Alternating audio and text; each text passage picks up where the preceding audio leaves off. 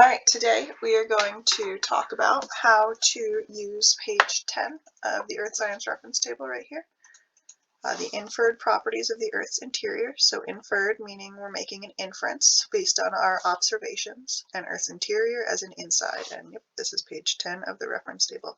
I'm using the colorful version from the post on Google Classroom, but you can use the black and white version too. They're exactly the same. This one's just prettier. So let's talk about what information you can get from this. So the first thing you can get that you're not going to need for your Layers of the Earth poster, but is still interesting, is density information. So we've got the density of the crust as either 2.7 or 3.0, depending whether it's continental or oceanic. And you've got the stiffer mantle, outer core, and inner core densities. And you notice as you get further to the center of the Earth, they get denser as you get closer to the center. The heavier, dense stuff is in the center. That makes sense. All right.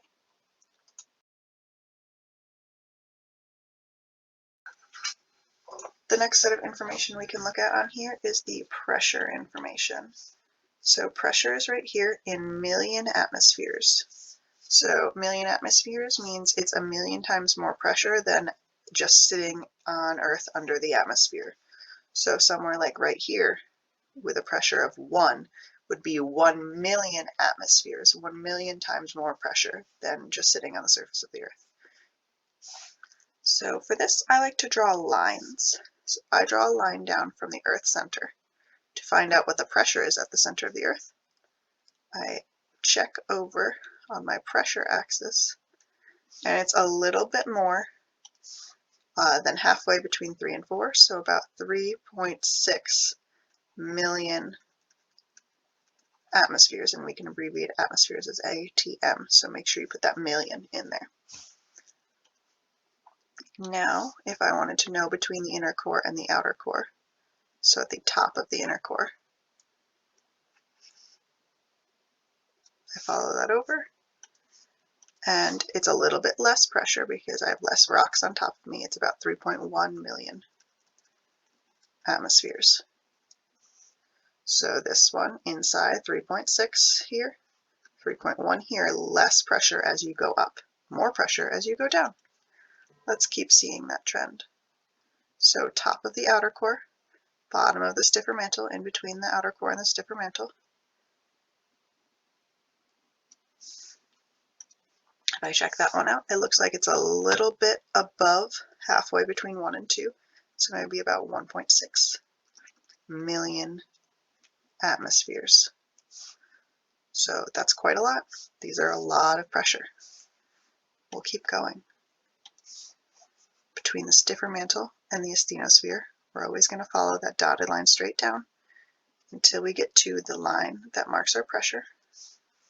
That one, I would say, is maybe about 0.2 million atmospheres. You could say 0.1 or 0.3, anywhere around there, anywhere around these numbers, give or take about 0.1 or 0.2 is okay. These are just what I'm going to write down for today, so if you get an answer that's a little bit different, that's all right. And our last one that we have to do for the project, the top of the asthenosphere, between the asthenosphere and the rigid mantle, is just above 0. It can't actually be 0 because that would mean there's no pressure, and there is pressure. So I'm going to estimate it as 0.1. You could say 0.01 or 0.05. Anything that's smaller than what you put above. So it's got to be smaller than that one, because as you're going out, the pressure gets smaller. As you go in, the pressure would get bigger. Okay.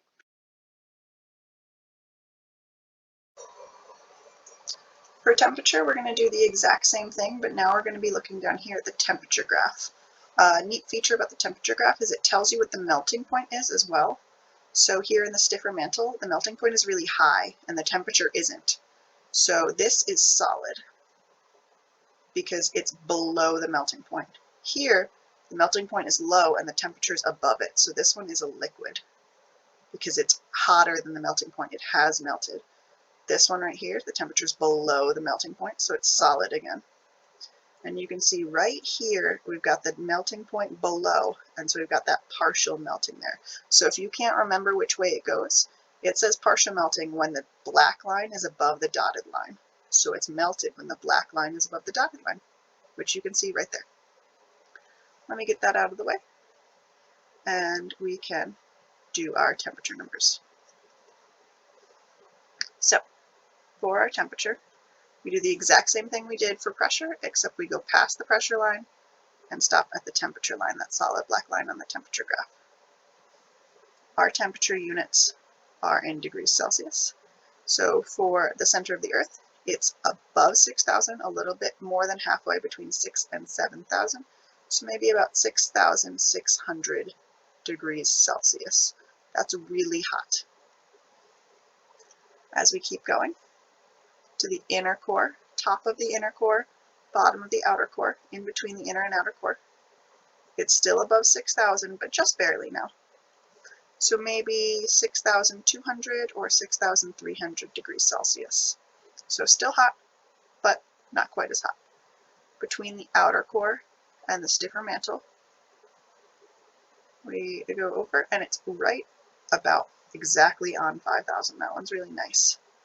So 5,000 degrees Celsius. And you'll notice that as you go out, the temperature goes down. As you go in, the temperature goes up.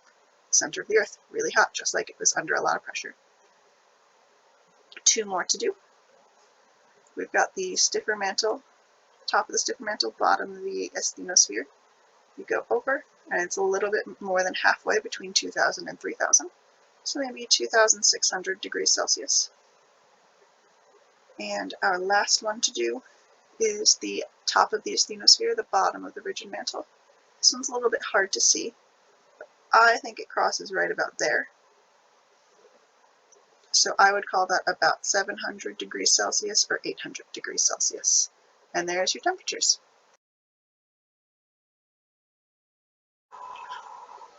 Alright, your last one to do is depth. So depth's down here at the bottom. So we just have to draw lines straight down. It's much easier. So if I want the depth to the center of the Earth, I'm going to go to the center of the Earth straight down. And the depth is more than 6,000. This one's kind of hard because it doesn't show you where 7,000 is. 7,000 would be right about here. So this one is 6,300 kilometers or about 6,400 kilometers. Either of those is fine. The next one, top of the inner core. That was not a very straight line. Top of the inner core, bottom of the outer core is just a little bit more than 5,000. So about 5,100 kilometers. Okay, next one we're going to do the top of the outer core, bottom of the stiffer mantle is just before 3,000, so a little bit less than 3,000. So this one is about 2,900 kilometers. Next one we'll do stiffer mantle, top of the stiffer mantle, bottom of the asthenosphere. This one is in between 0 and 1,000 and closer to 1,000. That one's about 700 kilometers. And our last one to do, here at the top of the asthenosphere, bottom of the rigid mantle. Right there, just a little bit after 0, so between a 0 and 1,000, but really close to 0. This one's about 100 kilometers. So they get deeper as you go into the center of the Earth. That makes sense. The depth has to go up if you're going down. So you see as depth goes down, temperature goes up, pressure goes up, and density increases as well.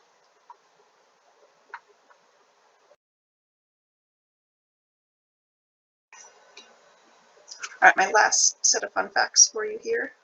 You've got a lot of vocab words. So the asthenosphere is a special part of the mantle that's plastic, and that's melted, which we saw. Down here, it's got that partial melting down there. We've got other parts of the mantle, the stiffer mantle and the rigid mantle. So we can't call any of them by themselves the mantle. All 3 of them together make up the mantle. And that was made of olivine, just like the outer core and the inner core are made of iron and nickel. And we also have the crust, which is made out of the rocks. The lithosphere is another name for the layer that's composed of the crust and the rigid mantle. And these right here are convection currents, and those happen in the asthenosphere. So last fun facts. You don't need to worry about these other terms, cascade, mid-Atlantic ridge. You don't have to worry about those right now. We'll learn about them when we talk about plate tectonics. Great.